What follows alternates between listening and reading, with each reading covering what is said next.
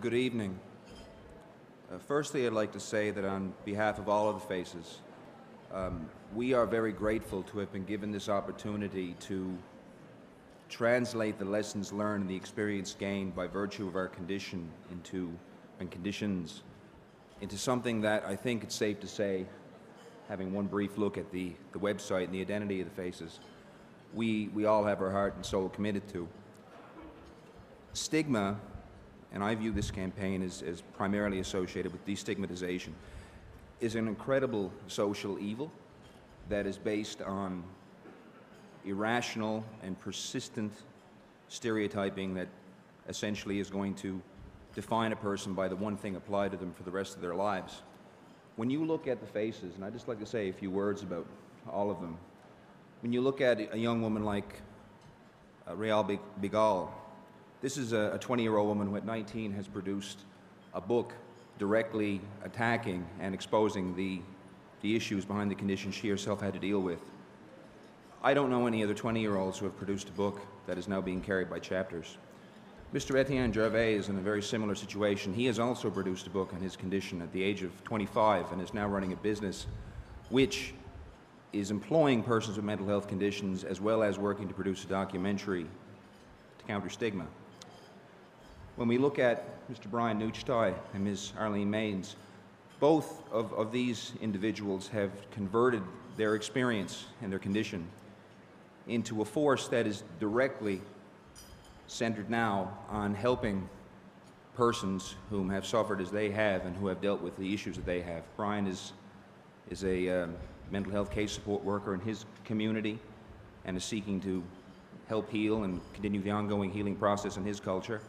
And Ms. Mays recently organized a walk with respect to attacking stigma for Mental Illness Awareness Week.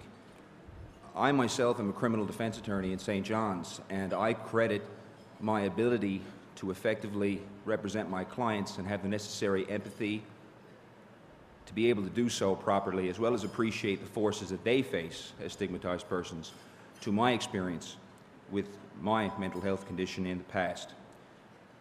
I think perhaps we might be missing the entire picture if we conclude that we have succeeded greatly in spite of our conditions. That is not the entire picture.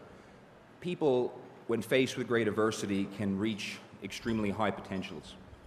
And I think that we need to keep that in mind when we consider how we, as a community interested in assisting individuals with mental health conditions, want to approach that issue of stigma from henceforth and into the future.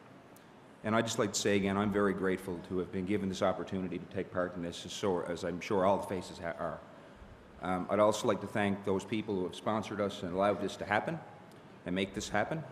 That's a very important contribution you're making to Canadian society.